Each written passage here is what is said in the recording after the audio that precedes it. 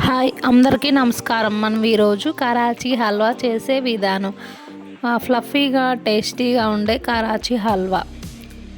ఒక అరకప్పు కార్న్‌ఫ్లోర్ తీసుకోవాలి. ఒక కప్పు వాటర్ పోసుకొని కలుపుకోవాలి. ఉండలు లేకుండా కలిపి పక్కన పెట్టుకుందాము. అదే కప్పుతో ఒక కప్పు బెల్లము, ముప్పావు కప్పు వాటరు. స్వీటు ఎక్కువ తినేవారు పావు కప్పు పెంచుకోవచ్చు. ఇదే మెజర్మెంట్స్తో చక్కెరతో కూడా చేసుకోవచ్చు.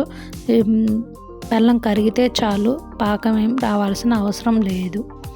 తర్వాత స్టైనర్ తీసుకొని వడకట్టుకుంటే చాలు. మనం కలిపి పెట్టుకున్న కార్న్‌ఫ్లోర్ వాటర్ని బెల్లం వాటర్లోకి కలుపుకోవాలి. కలుపుతూనే ఉండాలి. ఇలా కలుపుతూ ఉన్నప్పుడు థిక్నెస్ వస్తుంది. స్టవ్ సిమ్లోని పెట్టుకొని కలుపుతూ ఉండాలి. తర్వాత కొంచెం ఫుడ్ కలర్ వేసుకున్నాను నేను.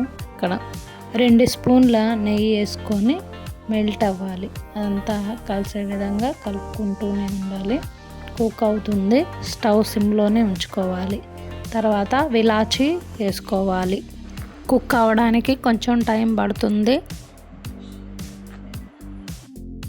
కొంచెం నిమ్మరసం వేయడం వలన పులుపు అనేది రాదు. హల్వా సాఫ్ట్గా ఫ్లఫీగా ఉంటుంది హల్వా. తర్వాత అలా థిక్నెస్ వచ్చినాక కొన్ని డ్రై ఫ్రూట్స్ వేసుకోవాలి. అలా ప్యాన్కి సపరేట్ అవుతున్నప్పుడు స్టవ్ ఆఫ్ చేసుకొని ఒక బౌల్లో నెయ్యి పూసుకొని డ్రై ఫ్రూట్స్ వేసుకొని మనం చేసుకున్న హల్వాని అలా వేసుకొని స్ప్రెడ్ చేసుకోవాలి. పూర్తిగా చల్లారిన తర్వాత కట్ చేసుకోవాలి.